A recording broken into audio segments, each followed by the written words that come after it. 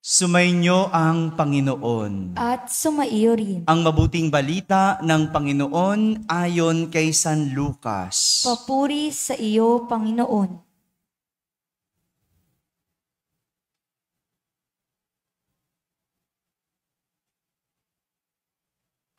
Noong panahong iyon, sinabi ni Jesus sa kanyang mga alagad, magkakaroon ng mga tanda sa araw, sa buwan at sa mga bituin.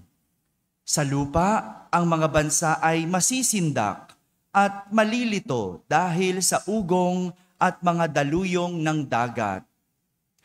Ang mga tao ay hihimatayin sa takot dahil sa pag-iisip sa mga sakunang darating sa sanlibutan. Sapagkat mayayanig at mawawala sa kani-kanilang landas ang mga planeta at iba pang katulad nito na nasa kalawakan. Sa panahong iyon, ang anak ng tao ay makikita na dumarating na nasa alapaap. May dakilang kapangyarihan at malalaking karangalan. Kapag nagsimula nang mangyari ang mga bagay na ito, magalak kayo sapagkat malapit na ang pagliligtas sa inyo.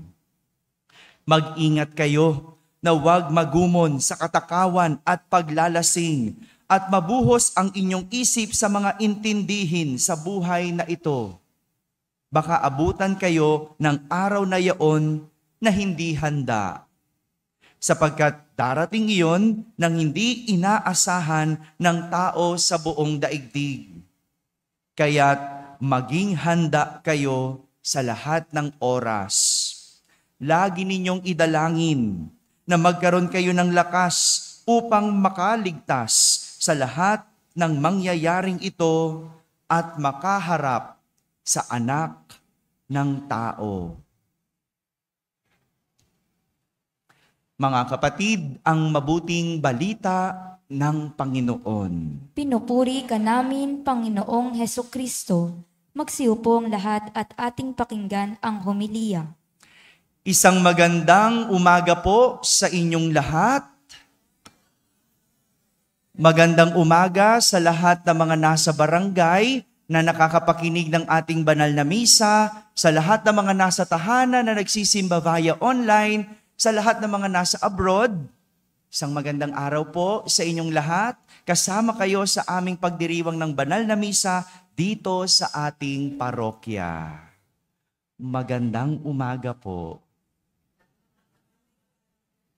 Nais kong simulan ang ating pagninilay sa isang kwento.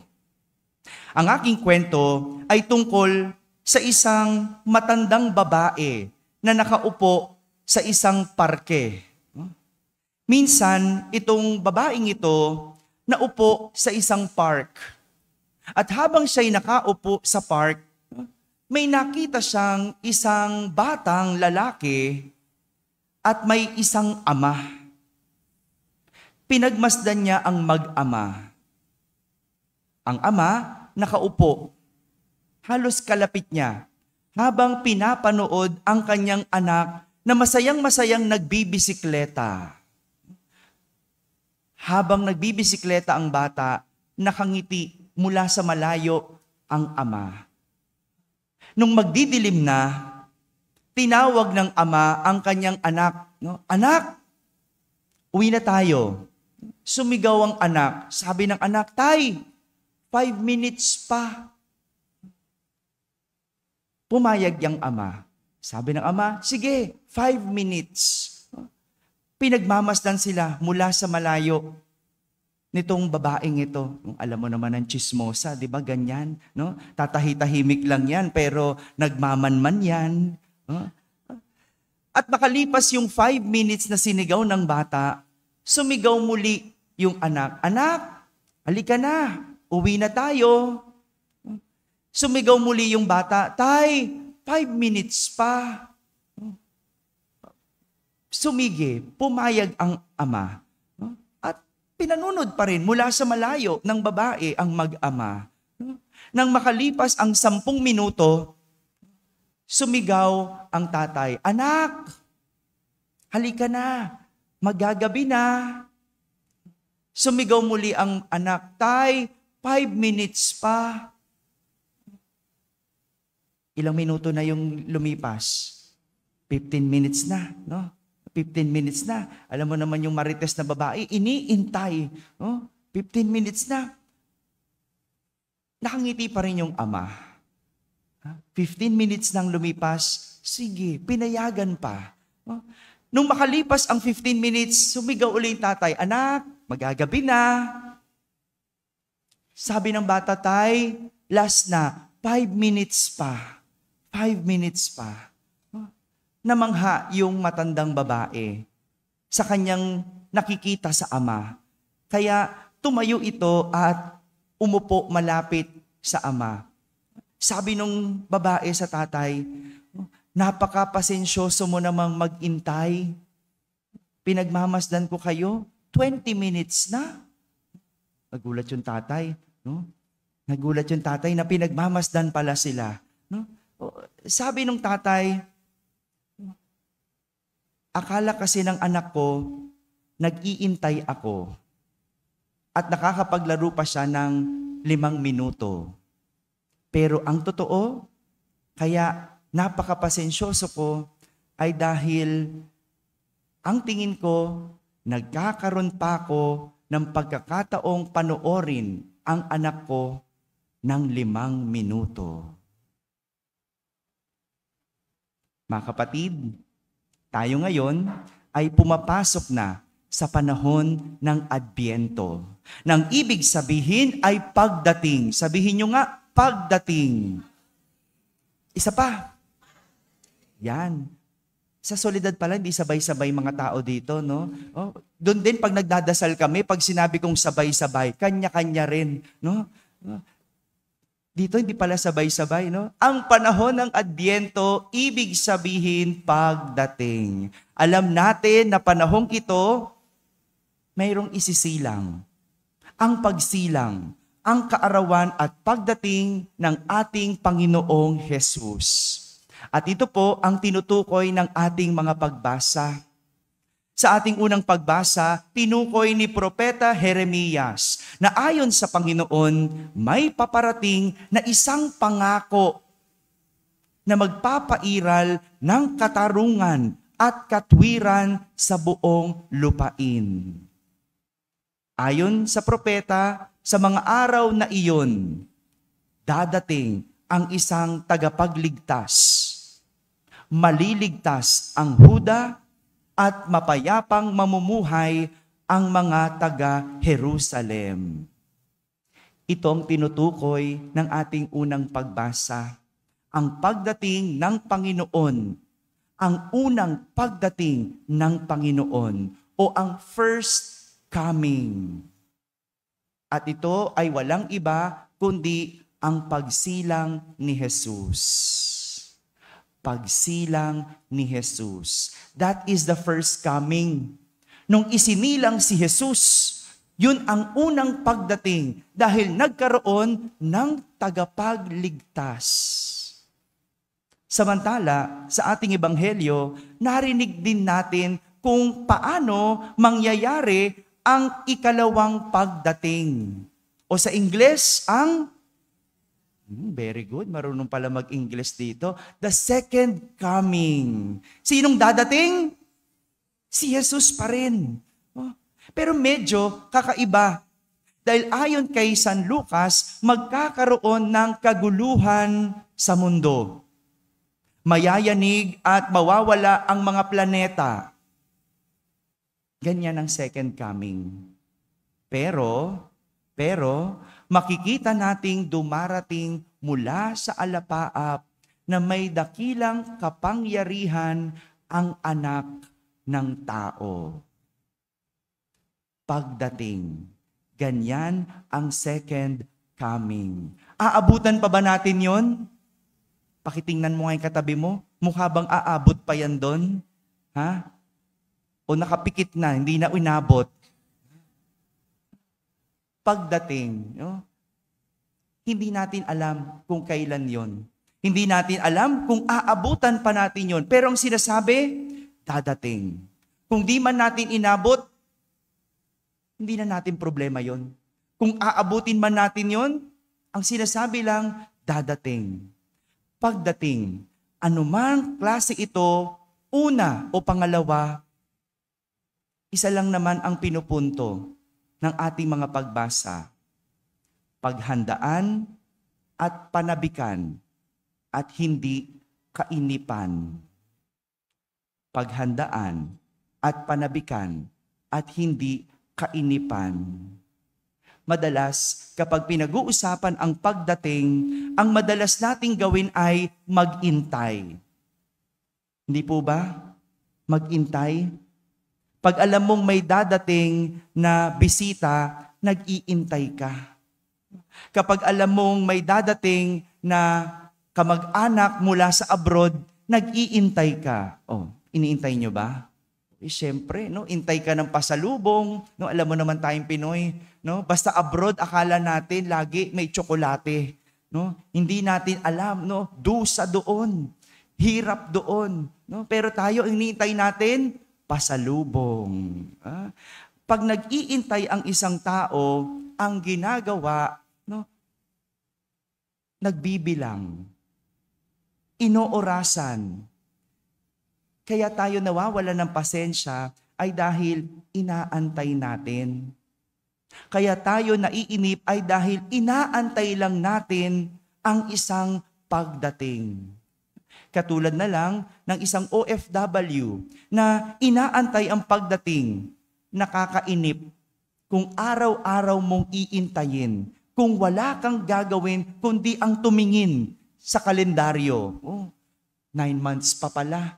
3 months na lang, darating na. No? Maiinip ka kung nakatingin ka sa oras. Ang may sakit, maiinip sa pagdating ng kagalingan kung araw-araw mong tinitignan ang pagdurusa mo araw-araw. 5 buwan na ako sa ospital, di pa rin ako makalabas. 5 taon na akong may cancer, hindi pa rin ako gumagaling. Talagang mawawalan ka ng pag-asa eh. Kung doon ka nakatingin sa oras, sa pagdating. Alam niyo po, noong dumating ako dito sa ating parokya, at noong unang linggo, first Sunday, na may bagyo, naalala niyo ba yon? Yung bagyo. Ano yung pagkatapos si Christine? Si Pepito ba? Pepito? Oo, yung Pepito. No? Nagmisa tayo ng 6:00 na medyo umuulan-ulan. At nakita ko may mga tao sa labas. Hanggang ngayon naman merong nasa labas. Nasabi ko sa sarili ko, no, dadating ang araw, no, wala nang magsisimba sa labas. Alam mo naman kasi yung simbahan natin, napakalaki. No? Apaw na apaw tayo lagi. No? Kaya sabi ko, sana man lang dumating ang araw na wala nang magsisimba sa labas. At yun yung laman ng isip at puso ko, na dadating ang araw, hindi na ang magsisimba ang tao sa labas. Pero, pagkatapos ng linggong iyon, sabi ko kay Ate Jonah, ang ating secretary, Ate, schedule mo naman ako sa mga servers natin. Gusto ko silang ma-meet. Gusto ko silang makilala. At nung nakilala ko na sila, no, araw-araw, no, minimit ko sila gabi-gabi, isa-isang ministry. No, nakikita ko, hindi lang pala yung pagsisimba sa labas ang problema. No? Nakita ko, no, may mga servers pala na hindi naman naglilingkod. At yun ang mas importanteng muling papasukin. Yung mga sariling atin, yung mga nagsabing maglilingkod, yung mga nagsabing gustong mag-serve, yun ang muli kong papasukin. Yun ang unahin kong papasukin. Kaya nadagdagan yung aking isipin eh. Kagabi lang din, nag-meeting kami ng choir. Akala ko, ang ganda-ganda ng choir natin, di ba? Ganda ba ng choir natin? Ang ganda. At akala ko, sa sobrang ganda, walang problema. Pero hindi lahat ng maganda, walang problema.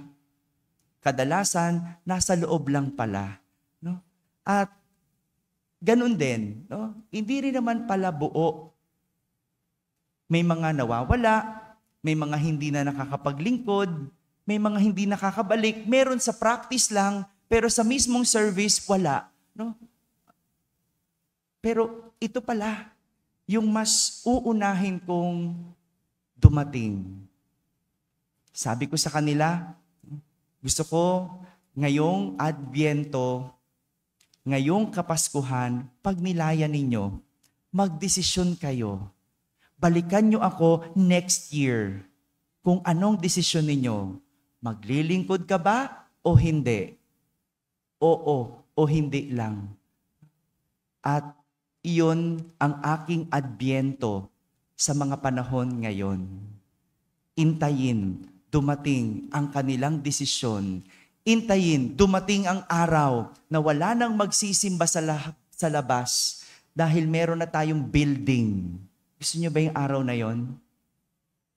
Pero maiinip tayo kung titignan natin yung oras, yung araw. Gaya ng ama sa aking kwento, hindi ako titingin sa araw. Hindi ko bibilangin ang araw. Titignan ko ang pagdating. Iintayin ko ang pagdating at hindi ako maiinip. Ang Adbyento ay panahon ng pagdating. Kanya-kanya yan. Hindi ko alam kung anong iniintay mong dumating. Tanungin mo ay katabi mo, may iniintay ka ba?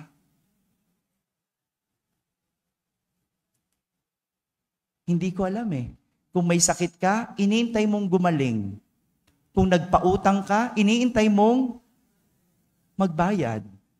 Kung trabahador ka, iniintay mo ang sweldo o bonus. Kung wala kang trabaho, anong iniintay mo? Ayun, maambunan. No? Pero hindi pa din, no? Bawat tao may Adbyento. At ang tinuturo sa atin ng ating mga pagbasa, dadating yan. Pero huwag tumingin sa oras, huwag tumingin sa araw, dahil ikaw ay maiinip. Tumingin sa pagdating, para ikaw ay manabik. Ika nga, eye on the prize. Eye on the prize. Mga kapatid, ngayong unang linggo ng Adbyento, pinaaalahanan tayo ng mga pagbasa na may dadating. At ito ay walang iba kundi si Jesus. Pero ang hamon, huwag lang intayin ang pagdating. Huwag tumingin sa oras, huwag tumingin sa araw. Sa halip, tignan ang pagdating.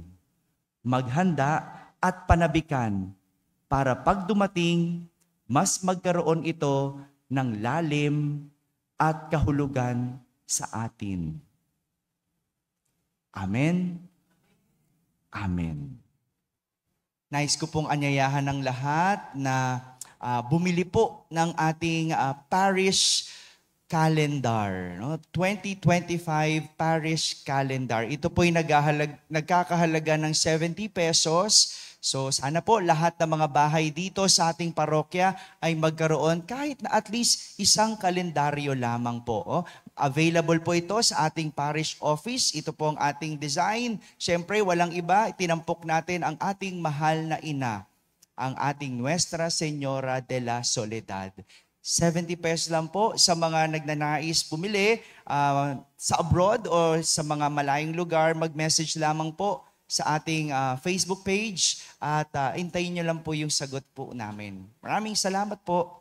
Ganoon din po, pagkatapos ng ating misa, ang PSSDM ay mayroong handang mesa. Alam na po natin yun, every Sunday, ito po ay fundraising po ng ating social service ministry. Tulungan nyo po, konting tulong lang po, konti lang ang tubo nila dito para po ito sa mga gawain, pamasahin nila sa mga meeting, at malaking bagay po ito, kabawasan sa gastos ng ating parokya. Muli po, may breakfast po dito sa ating patio, hindi po libre, may bayad, fundraising nga po eh.